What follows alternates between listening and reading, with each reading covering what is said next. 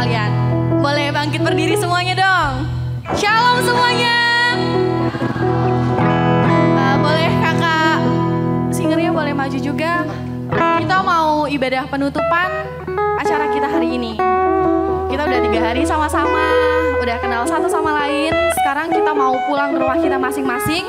Sebelum kita pulang ke rumah kita masing-masing, kita mau ibadah dulu. Kita mau ucap syukur sama Tuhan. Tuhan udah pertemukan kita di sini. Tuhan udah kasih teman baru buat kita. Mau kita angkat satu lagu pujian yang berkata Ku daki-daki.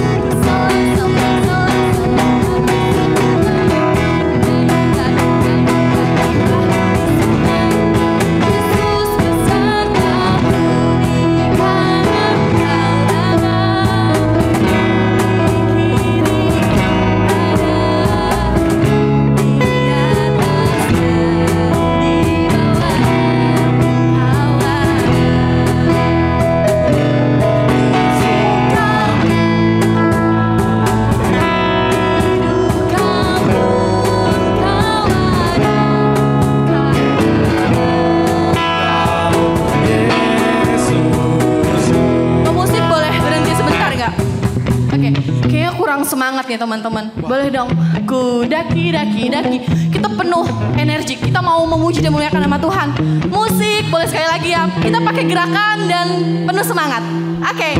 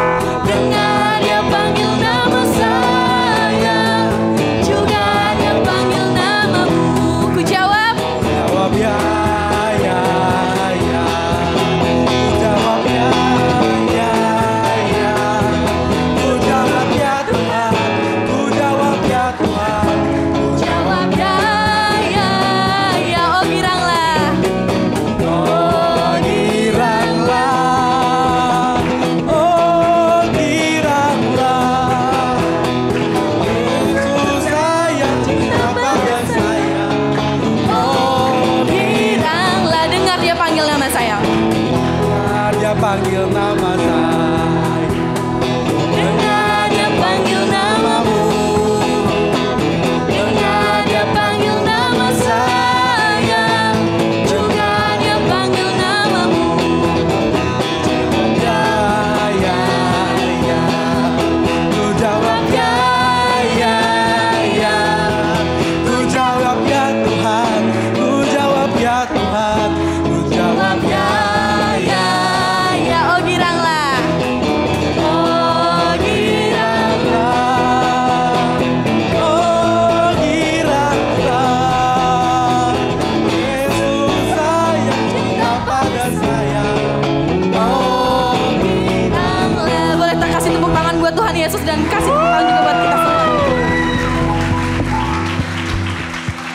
teman-teman udah capek belum? Udah capek belum? Udah capek belum? Kita mau tetap bangkit berdiri, kita mau angkat pujian yang berkata bangkit serukan nama Yesus.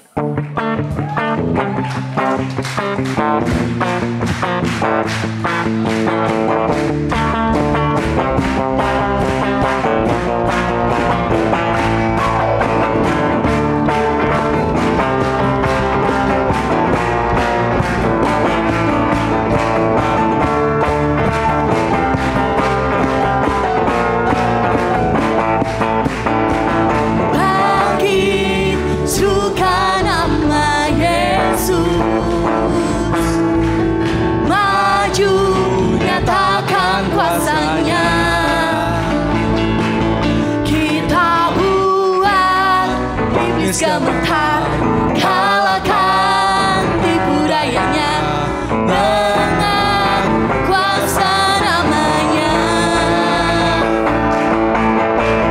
Bangkit, serukan nama Yesus.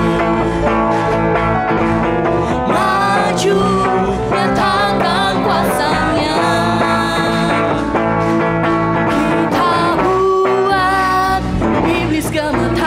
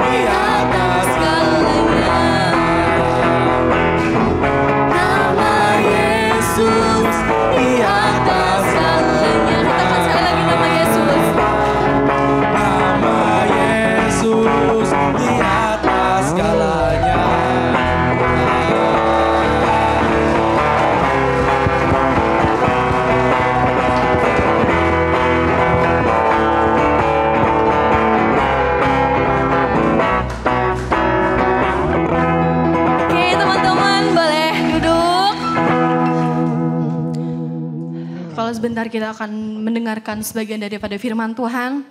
Semoga firman Tuhan dapat kita lakukan dalam setiap kehidupan kita. dalam kehidupan kita, kita mau menjadi firman Tuhan. Agar kita dapat dicontoh, agar kita dapat ditiru, agar kita dapat menjadi pemimpin dalam setiap kehidupan kita. Kita mau angkat satu pujian.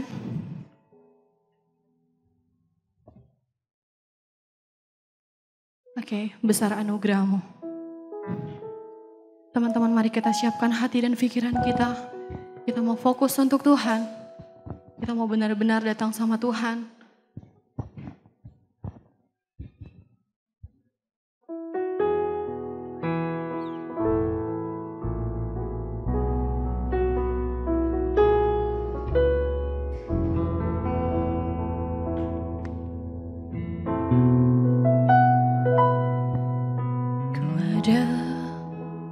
Sebagaimana ku ada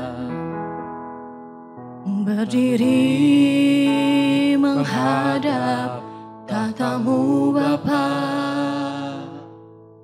semua karena anugerah-Mu yang telah selamatkanku.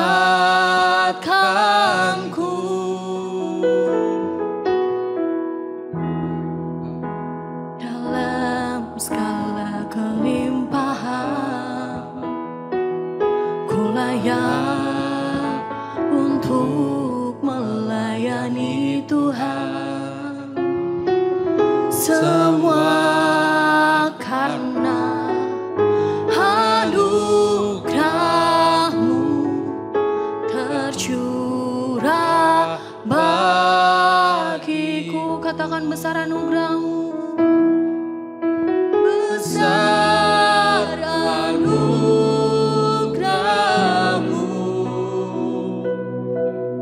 berlimpah kasih-Mu, semakin hari semakin bertambah besar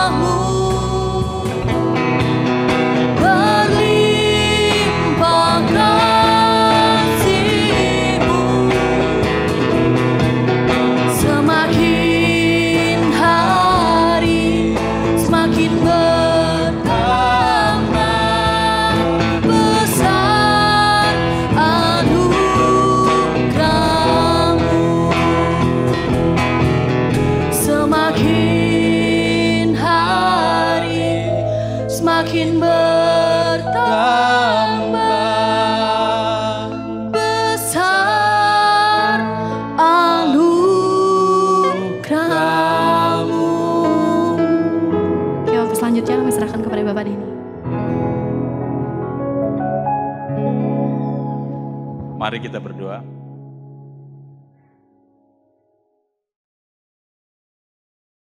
Sungguh benar ya Bapa bahwa sungguh besar anugerah-Mu. Kami tidak layak, kami orang yang penuh dengan kelemahan, penuh dengan kesalahan. Tetapi Engkau memperlayakkan kami, Engkau mengangkat kami, menjadikan kami bahkan seperti biji mata-Mu, kekasih hati-Mu, dan anak-anak yang Engkau pakai untuk membangun kerajaan-Mu.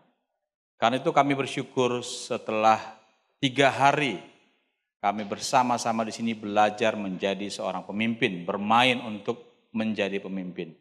Kami ingin kembali melihat Tuhan, asal dan tujuan hidup kami. Karena itu kami mohon kiranya firman-Mu menolong kami. Dalam Yesus kami berdoa.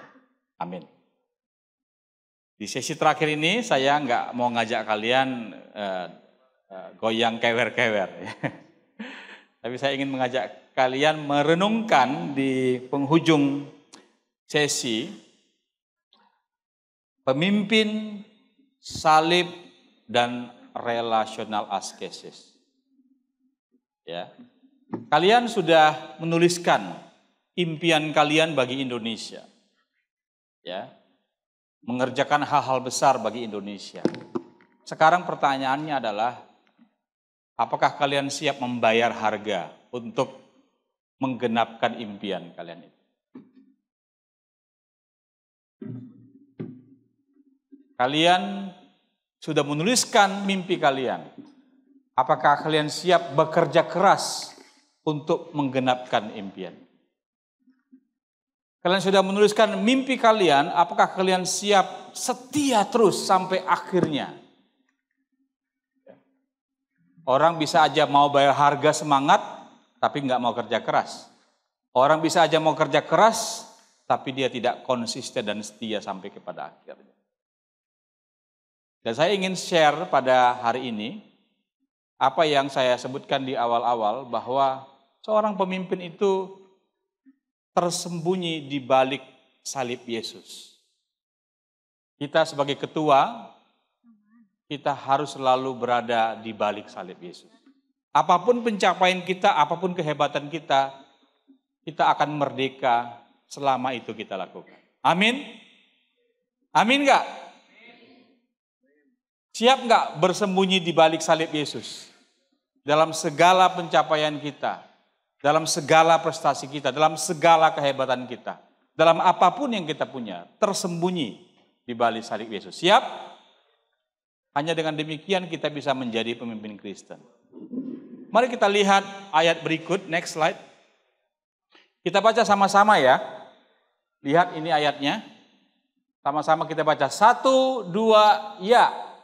Hendaklah kamu dalam hidupmu bersama menaruh pikiran dan perasaan yang terdapat juga dalam Kristus Yesus. Yang walaupun dalam rupa Allah, tidak menganggap kesetaraan dengan Allah itu sebagai milik yang harus dipertahankan. Melainkan telah mengosongkan dirinya sendiri dan mengambil rupa seorang hamba dan menjadi sama dengan manusia. Dan dalam keadaan sebagai manusia, ia telah merendahkan dirinya dan taat sampai mati, bahkan sampai mati di kayu salib. Itulah sebabnya Allah sangat meninggikan dia dan mengaruniakan kepadanya nama di atas segala nama, supaya dalam nama Yesus bertekuk lutut segala yang ada di langit dan yang ada di atas bumi dan yang ada di bawah bumi, dan segala lidah mengaku Yesus Kristus adalah Tuhan, bagi kemuliaan Allah Bapa. Ayat ini banyak yang tidak sadar bahwa ayat 10 dan 11 itu adalah kutipan dari nubuatan Yesaya. Ya, tentang segala lutut bertelut dan segala lidah mengaku. Kata lutut dan telut ini dan lidah ini adalah persis nubuatan dalam kitab Yesaya. Nanti saya akan tunjukkan dulu supaya kita mengerti ini, ya.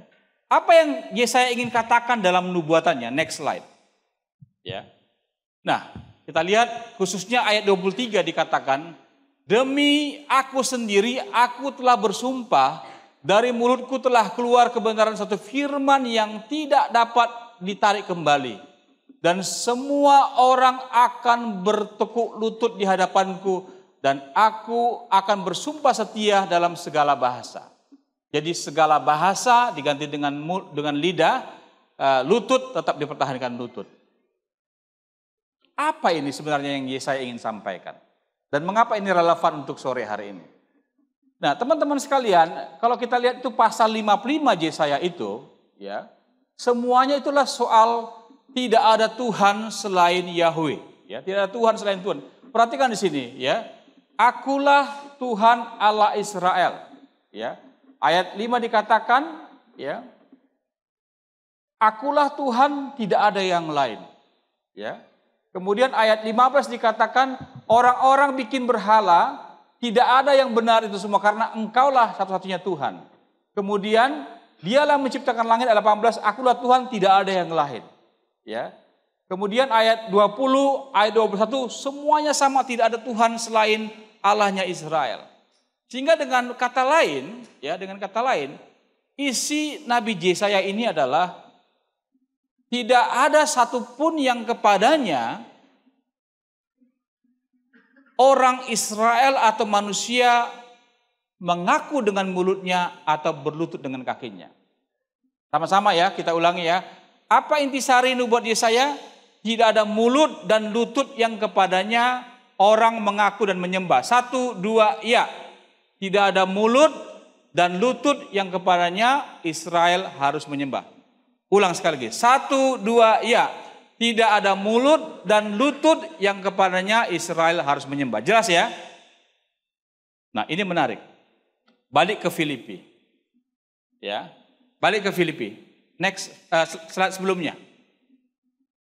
Ya. Nah, sekarang perhatikan ayat ini teman-teman sekalian. Kenapa ini penting bagi kepemimpinan? Kita akan lihat ya. Ayat 10, itulah sebabnya Allah sangat meninggikan dia dan mengaruniakan kepadanya nama di atas segala nama, supaya dalam nama Yesus, tengok, Tuhan bilang gak ada yang kepadanya orang bisa berlutut dan mulut mengaku, tetapi Allah membuat orang mengakui Yesus dan berlutut kepada Yesus. Itu apa artinya? Apakah Allah berbohong? Apakah Allah tidak konsisten? Apakah Allah kemudian menjadi Allah yang aneh? Tidak. Ya. Sekarang saya tanya begini pada teman-teman sekalian. Apa yang paling Allah dari Allah? Kasih? Apalagi yang lain? Apa yang paling Allah? Kalau misalnya siapa namanya? Apa yang paling Petris dari Petris? Kalau tanya, siapa sih Petrus itu gitu loh? Ada pasti kan? Saya nggak tahu siapa, tapi teman baik kamu pasti tahu gitu ya. Ngerti ya? Tapi kalau ditanya apa yang paling Allah dari Allah, apa jawabannya? Maha kuasa, maha tahu, maha adil, maha benar gitu ya. Tapi perhatikan ayat ini, tidak. Yang paling Allah dari Allah adalah kerendahan hati dan pengorbanan. Lihat ayat ini. Coba lihat dari ayat 5. Berapa kali ada proses turun di sini. Hendaklah kamu dalam hidupmu bersama menaruh pikiran dan perasaan yang terdapat juga dalam Kristus Yesus. Yang walaupun dalam rupa Allah, turun dia. Tidak menganggap kesetaraan dengan Allah itu sebagai milik yang harus dipertahankan. Turun. Merendahkan diri. Sudah cukup? Enggak mempertahankan kealahannya? Enggak. Melainkan mengosongkan dirinya sendiri. Turun. Sudah cukup? Sudah kosong loh, enggak ada apa-apanya. Enggak. Turun lagi. Dan mengambil rupa seorang hamba dan menjadi sama dengan manusia. Turun lagi. Sudah berhenti di situ? Tidak. Turun lagi. Dan dalam keadaan sebagai manusia merendahkan dirinya. Turun lagi. Sudah cukup? Tidak. Dan taat sampai mati, turun, masuk kepada kematian. Sudah cukup? Oh tidak. bahkan sampai mati di kayu salib, turun paling rendah. Tahu nggak kalian bahwa pada zaman dahulu itu orang Roma nggak boleh dihukum mati, karena hanya manusia yang dianggap seperti binatang yang dihukum mati dengan salib. Kenapa orang bisa mati di salib? Ada yang tahu nggak? Pernah belajar agama? Kenapa orang bisa mati di salib? Proses matinya gimana? Berdarah? Enggak. Kesakitan? Yesus berapa lama dia mati? 6 jam, 8 jam? Biasanya orang 3 hari baru mati. Ya, di salib. Orang mati di salib itu bukan karena berdarah, tapi karena sesak napas. Begini prosesnya. Orang disalib, tangannya dipaku, kakinya dipaku. Dan itu kesakitan, dia akan menjerit-jerit karena paku itu mencucuk tulang dan dagingnya. Itu kesakitan luar biasa, itu udah sakit. Tapi itu gak seberapa. Ketika dia menahan berat badannya dengan tulang dan ototnya itu sakitnya tambah lagi. Tapi sekuat-kuatnya manusia, dia akan nggak bisa menahan itu. Maka dia akan jatuh, sehingga bahunya akan menjepit paru-parunya. Sehingga apa yang terjadi kalau dijepit paru-parunya? Dia menjadi sesak napas, sehingga dia terpaksa menarik dengan tangannya yang dipaku dan kakinya dipaku itu untuk mengambil. Hingga proses itu berulang-ulang sampai dia mati. Jadi orang yang menciptakan salib itu sangat imajinatif. Dia menciptakan suatu proses penghukuman yang paling biadab, yang paling jahat, yang paling kejam, yang membuat orang yang berani melawan Roma tidak berani lagi melawan Roma. Itulah makanya salib diciptakan, supaya jangan ada yang memberontak kepada Roma. Orang Roma yang menciptakan ini, saya nggak tahu siapa namanya, tapi sangat brutal, sangat jahat. Maka ketika dikatakan oleh Alkitab bahkan sampai mati di kayu salib, kalian tahu sekarang apa artinya itu? Yesus dibinatangkan oleh orang Roma di atas kayu salib. Begitulah rendahnya dia. Jadi kalau kita katakan begini, kalau begitu, kenapa dikatakan di ayat setelah itu? Itulah sebabnya Allah sangat meninggikan dia. Artinya apa? Proses Yesus turun dan turun dan turun dan turun dan turun. Itulah yang paling Allah dari Allah. Apa yang paling Allah dari Allah? Kerendahan hati dan pengorbanan bagi orang. Belum pernah dengar ini ya? Itu adalah menurut Filipi 2. Karena dikatakan Allah yang tidak akan mau share kealahannya dengan berhala-berhala. Allah yang mengatakan tidak boleh ada yang disembah selain aku, tidak boleh yang kepadanya ada berlutut selain aku. Allah yang mengatakan aku tidak mau ada yang lain selain aku. Allah yang sama itu mengatakan ketika Yesus melakukan itu, Allah sendiri mengatakan semua lutut harus bertelut, semua mulut harus mengaku kepada tindakan yang telah terjadi ini, yaitu mati di salib. Dengan kata lain apa yang mau disampaikan? Apa yang paling Allah dari Allah? Di hati Allah yang paling dalam itu adalah salib. Nah teman-teman sekalian, apa itu artinya bagi kita sebagai pemimpin Kristen? Saya mau mengatakan begini. Kalian dengan manusia dengan Allah itu beda banget loh. Betul nggak? Saya kasih satu rahasia. Kalau misalnya gini. Kalau saya, siapa namanya? Helda. Kalau Selda, sorry ya. Kalau saya mengatakan Selda, nanti kamu menikah dengan si X gitu. Apakah yang saya tahu itu bisa terjadi demikian? Bisa ya. Bisa juga tidak gitu kan. Kapan kita tahu bahwa itu akan terjadi? Setelah kejadiannya dia menikah atau tidak menikah dengan si X itu. Betul nggak? Tapi kalau Allah tahu si Selda menikah dengan si X, apakah bisa terjadi sesuatu yang berbeda dengan apa yang Allah ketahui? Enggak kan? Bisa nggak terjadi? Misalnya Allah taunya Selda menikah dengan X, tapi ternyata Selda menikah dengan Y. Bisa nggak terjadi seperti itu? Bisa nggak? Bisa. Bisa. Berarti Allah nggak Allah dong. Ya, nggak bisa. Ya, ya. Karena itu teman-teman sekalian bayangkan seperti ini. Apa yang Allah ketahui dengan apa yang terjadi itu nggak ada bedanya, betul nggak? Walaupun itu belum terjadi. Karena apa? Antara kita dengan Allah ada perbedaan. Apa yang kita ketahui, kita tahu dulu, baru terjadi, ada prosesnya. Tapi apa yang Allah ketahui dengan apa yang terjadi itu immediate. Itu yang disebut dengan the simplicity of God. Saya tanya, ini filsufnya Aristoteles yang namanya fisika yang ketinggalan zaman. Aristoteles bilang gini, titik bergerak jadi apa? Ini Yunani kuno ini ya. Mungkin kalian lebih tahu, tapi saya ambil Yunani kuno aja dulu. Titik bergerak jadi apa? Apa? Jadi apa? Garis, ya betul ya? Titik bergerak jadi garis kan?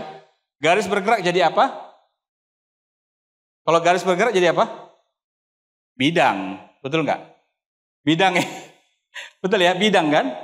Bidang bergerak jadi apa? Ruang. Ruang bergerak jadi apa? Waktu. Menurut orang Yunani begitu, betul. Tepuk tangan dulu buat dia. Ya.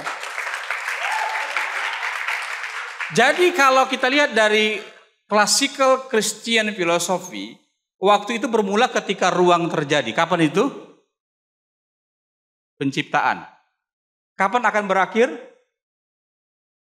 Kapan berakhir ruang? Kedatangan Yesus yang kedua kali. Betul ya?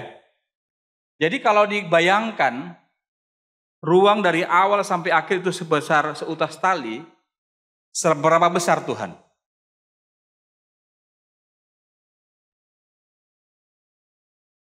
Seberapa besar Tuhan? Seberapa besar? Seutas tali ini adalah titik ruang dan waktu di mana kamu lahir di situ, kamu mati di situ, saya lahir di situ, saya mati di situ, dari mulai Adam sampai akhir zaman ada di situ. Seberapa besar Tuhan dibandingkan dengan itu? Seberapa besar? Seorang teolog bernama A.W. Tozer mengatakan Tuhan itu seperti bentangan kain yang tak terhingga luas. Coba letakkan benang itu di atas kain itu. Apa yang terjadi? Sekali Allah melihat, Allah sudah melihat dari mulai awal sampai akhir hidup kita. Dari mulai awal sampai akhir zaman ini. Pertanyaannya, ada gak proses di mata Tuhan? Sekarang, dulu dan yang akan datang. Ada gak di mata Tuhan itu sebenarnya? Ada gak artinya? Ada gak arti sejarah di mata Tuhan? Ada gak artinya? Gimana kira-kira? Ada nggak misalnya kalau misalnya inilah seutas benang yang seluruh zaman dan seluruh waktu ruang ada di situ, seluruh space ada di situ. Ada nggak bagi Tuhan masa lalu, masa kini dan masa depan? Ada nggak? Nggak ada. Itulah yang disebut dengan bagi Tuhan segala sesuatu itu immediate. Sekarang pertanyaannya adalah begini. Kalau itu benar, ya.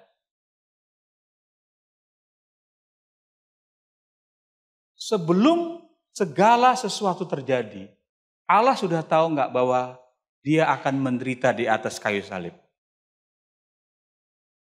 Udah tahu nggak Tuhan? Kalau itu benar, apakah penderitaan itu yang nanti akan terjadi hanya sebuah penggalan sejarah dari diri Allah? Atau itu adalah isi hati Allah yang paling dalam? Satu untuk dipertanyakan. Ya. Suffering.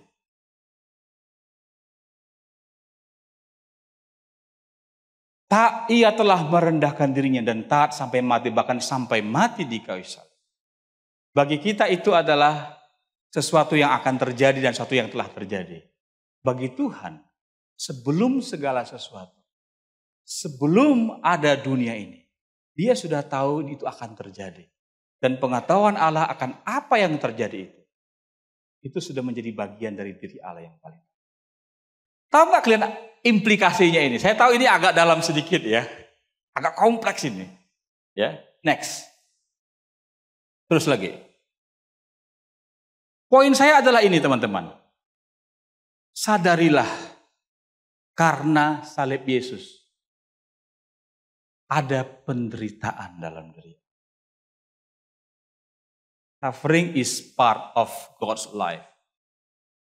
Karena Allah kita adalah Allah yang bahkan sebelum ada salib, dia sudah tahu dan bagi dia pengetahuan itu hampir sama dengan kenyataannya. Nggak ada beda. Bagi kita itu beda.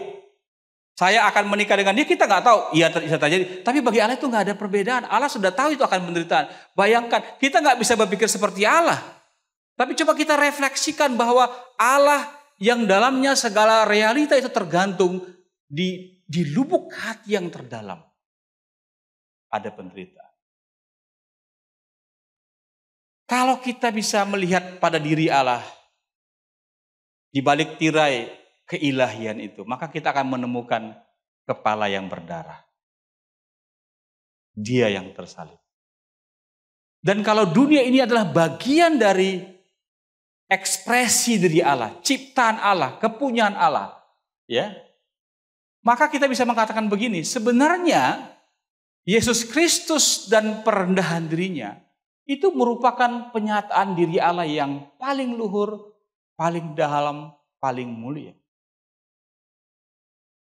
Apa yang paling real dalam realita ini adalah pengorbanan. Dan dalam pengorbanan itu ada penderitaan. Saya ulangi.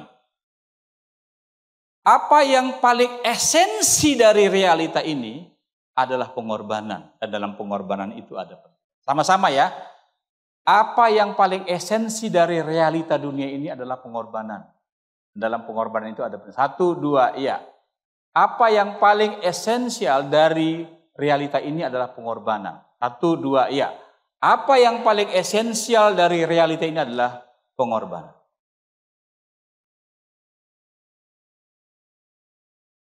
Bisa nggak kalian bayangkan tokoh-tokoh pemimpin yang kemarin kita lihat itu, apa sih yang paling hebat dari mereka? Apa yang membuat mereka hebat? Pengorbanannya. Apa yang membuat kita terus masih? Pengorbanannya. Dan apa yang membuat pengorbanan itu luar biasa adalah dalam pengorbanan itu ada penderitaan. Teman-teman sekalian, poin saya apa? Kalian akan pulang dan menjadi pemimpin. Pemimpin Kristen menemukan koneksi dengan realitas yang terdalam melalui askesis kepemimpinan.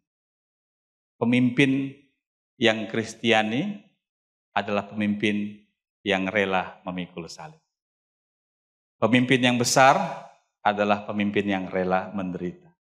Pemimpin yang menghasilkan hal-hal yang luar biasa di tengah-tengah dunia ini adalah mereka yang terkoneksi dengan Kristus yang juga menderita untuk kita semua. Apakah kamu bersedia? Kemarin sudah membasuh kaki semua. Ya. Apa sih artinya membasuh kaki? Merendahkan hati, merendahkan diri. Ya. Membasuh kaki di tengah-tengah training gampang. Tapi membasuh kaki sebagai pemimpin itu sulit. Membasuh kaki berarti menempatkan diri kalian sebagai hamba kepada orang-orang yang kalian pimpin. Itulah disebut dengan servanthood leadership. Sekarang saya mengundang kalian letakkan semua handphonenya, kita mau meditasi sebentar. Semua letakkan medianya, ambil sikap meditasi. Ya.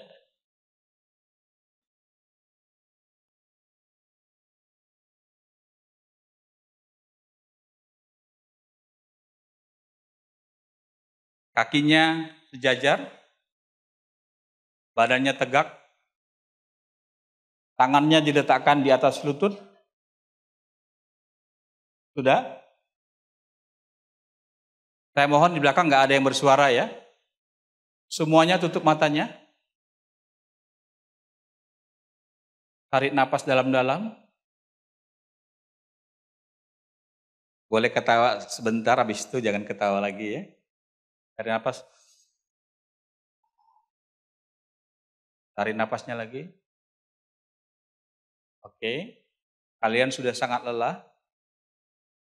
Sekarang nggak boleh ada suara ya. Kalau mau bersuara sekarang terakhir atau bersuara dulu keras. Wah, sekeras-kerasnya. 1, 2, 3. Kurang keras. Sekeras-kerasnya. 1, 2, 3. Oke, silent. Semua diam. Sudah, tutup matanya. Saya ingin kalian sekarang mendengar. Ya. Dengarkan tubuhmu. Pertama-tama dengarkan nafas. Kamu sedang bernapas, dengarkan.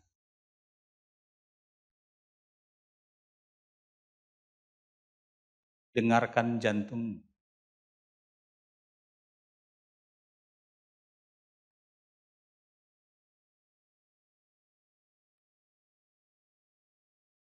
Dengarkan tanganmu.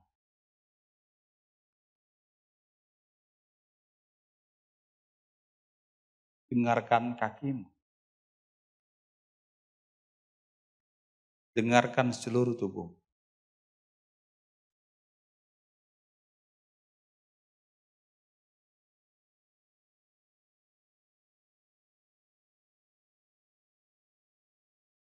Dengarkan batinmu. Apakah kau lelah? Banyak impian? Senang? Dengarkan apa yang ada dalam pikiranmu.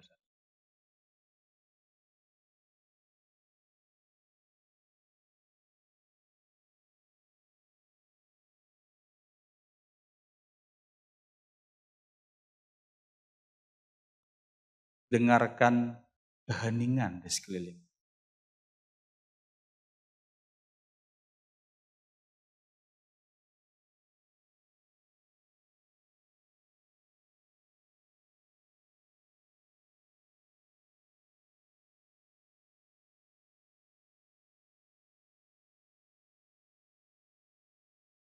Dan sebagai seorang pemimpin, dengarkan panggilan Tuhan.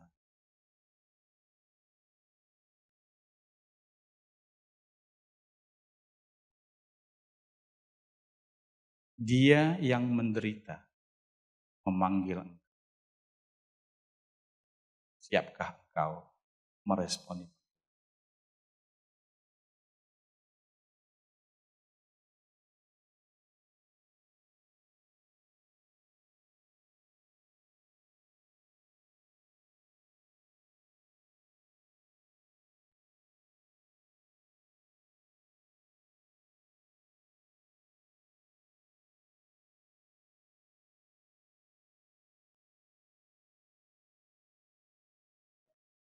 Teman-teman, mari kita menyanyikan sebuah lagu dalam suasana refleksi. Saya mengundang song leader maju ke depan.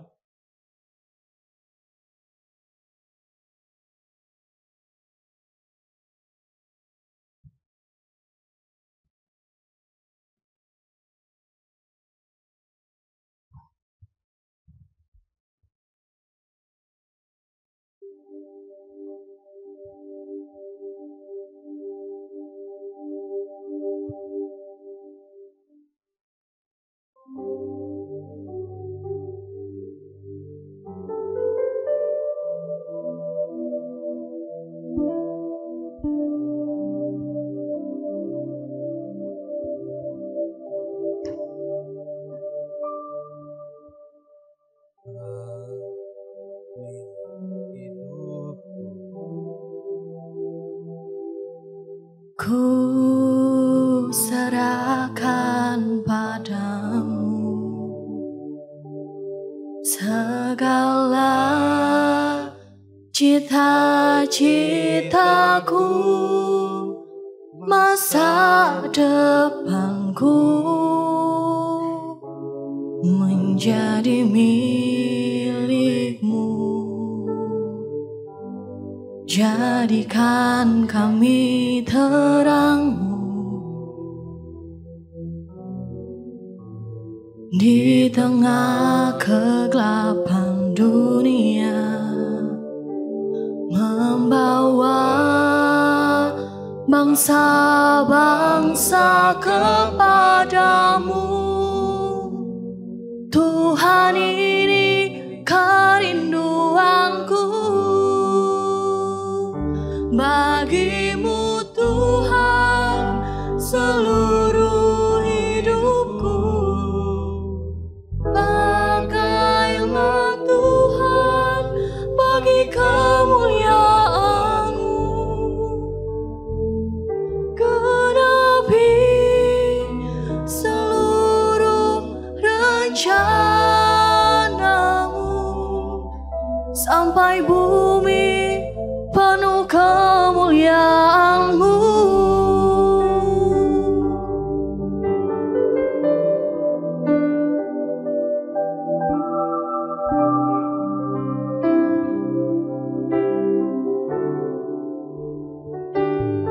Tuhan, inilah hidupku,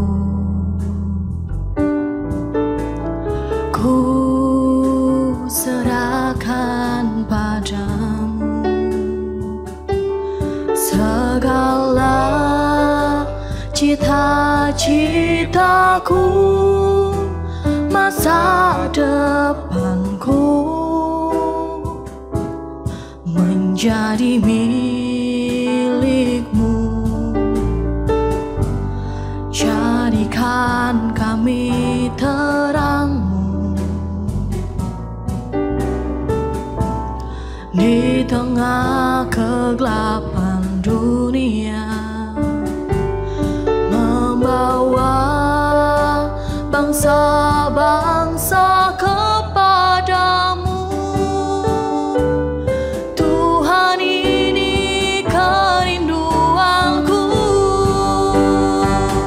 bagi-Mu Tuhan seluruh hidupku. Pakailah Tuhan bagi kemuliaan-Mu, genapi seluruh rencana-Mu sampai bumi penuh kemuliaan-Mu. Bagi-Mu Tuhan seluruh hidupku, Pakailah Tuhan bagi kemuliaan-Mu, genapi seluruh rencana-Mu sampai bumi penuh kemuliaan-Mu.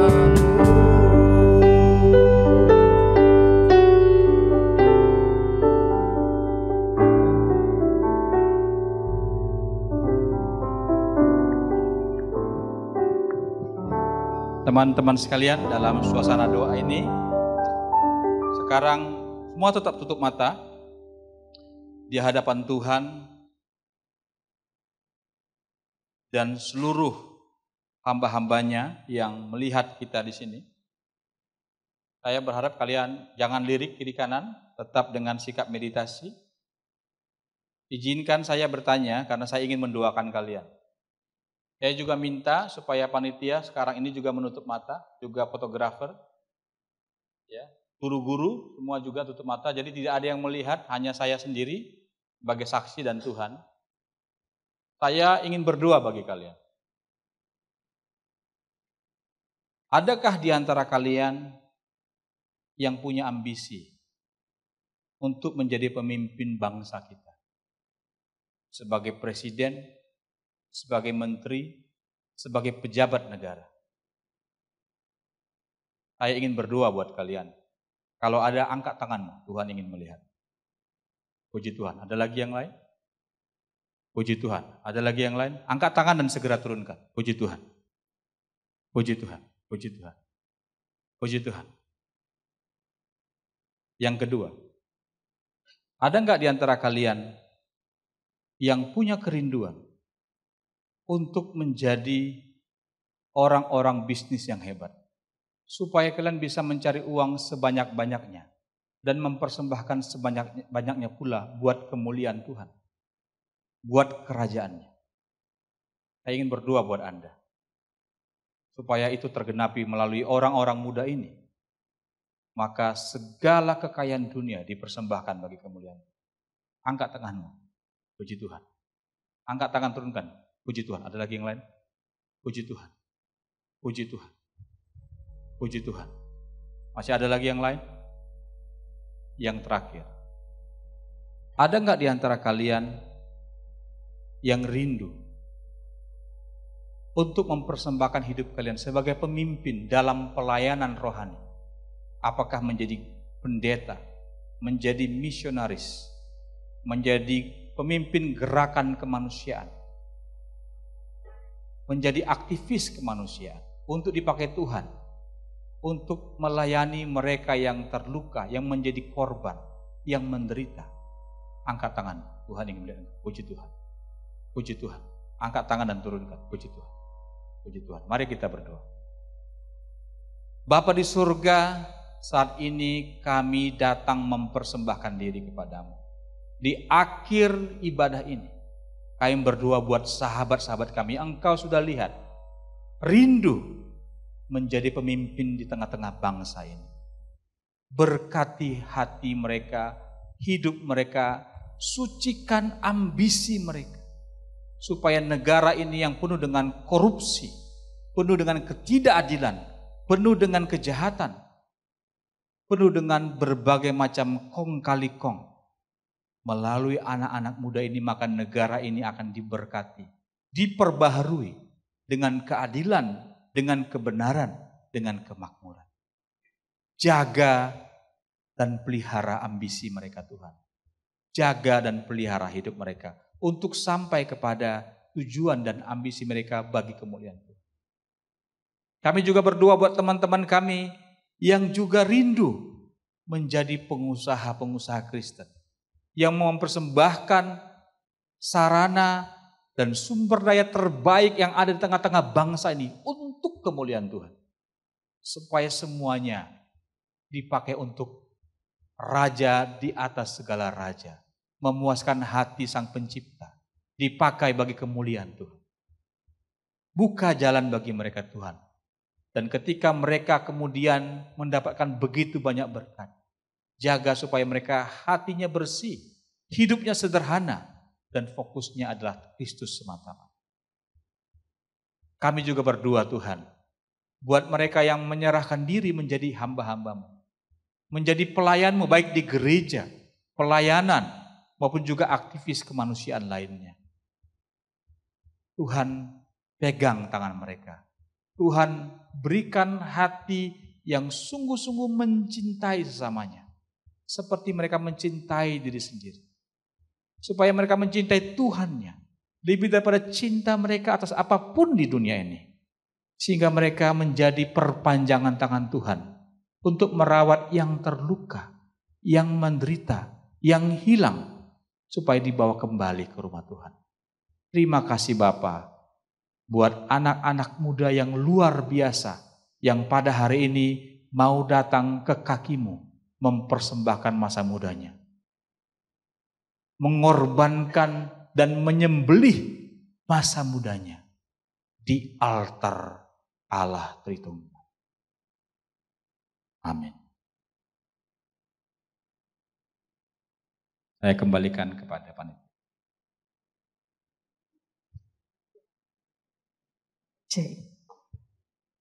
Oke, hai teman-teman. Lebih keras lagi, hai teman-teman. Lebih keras lagi, hai teman-teman. Begitu. Oke, terima kasih ya teman-teman. Saat ini kita sudah hari terakhir ataupun dua terakhir bagi teman-teman yang besok ikut City Tour. Sebelumnya terima kasih. Saya mewakili segenap panitia mengucapkan terima kasih kepada Bapak Ibu guru yang mendampingi ataupun yang mengantar anak-anak peserta didiknya. untuk bersama bertumbuh di tempat ini. Terima kasih sudah mempercayakan kami sebagai panitia yang berproses bersama selama 3 hari ini. Sebelum kita menutup, kita akan mendengarkan closing remark dulu dari Warek 2, Ibu Oktavia. Ya, kepada Ibu Oktavia dipersilakan. Boleh kasih tepuk tangan ya?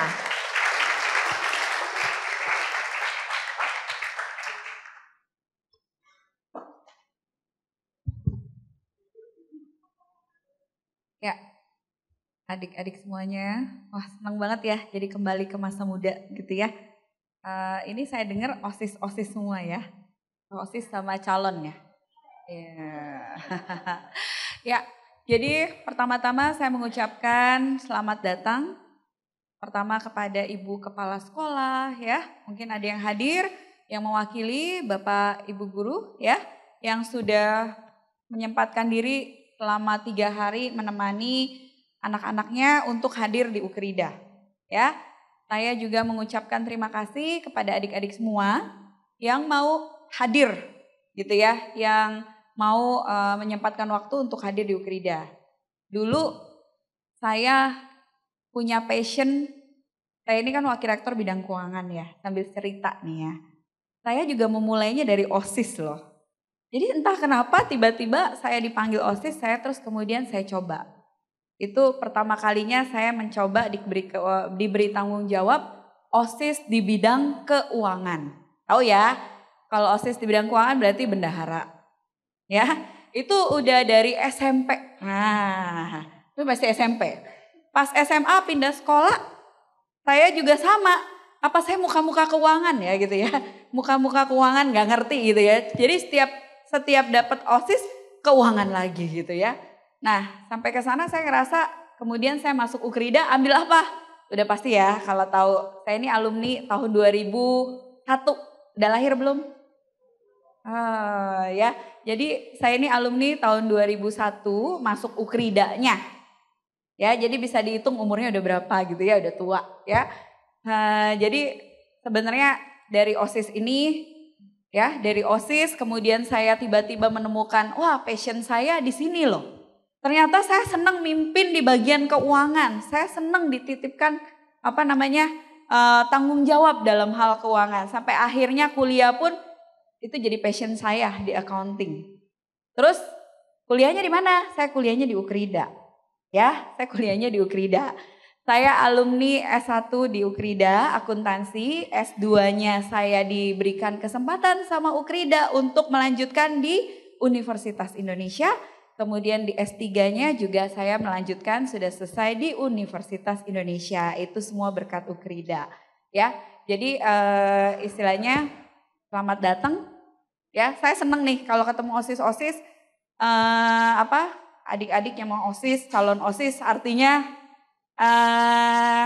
sebenarnya itu hal yang menurut saya ini adalah kalau seperti saya sih gitu ya. Kalau seperti saya itu sebenarnya suatu awal untuk mencari jati diri.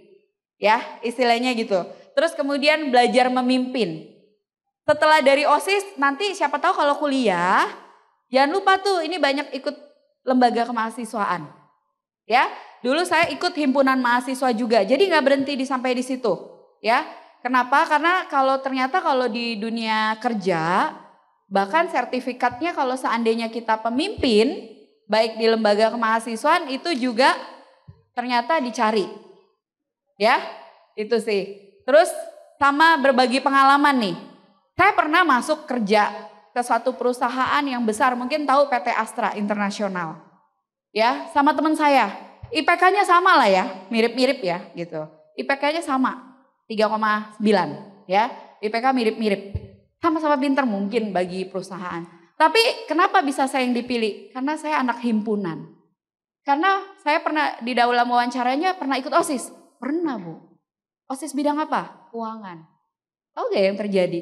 Ternyata orang itu bukan cuma mikirin IQ. Benar gak? Ya, bukan cuma mikirin pinter. Tapi harus bisa memimpin.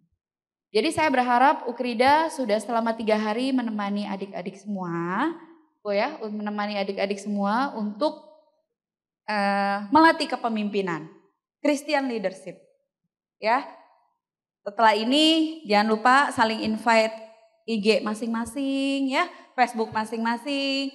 Karena setelah dari sini ingat, itu bukan berarti kemudian berpisah selamanya. Saya berharap kalian dan teman-teman kalian bisa saling saling bertemu lagi ya, saling menyapa lagi, walaupun mungkin gak di Ukrida, tapi bisa di mana saja ya.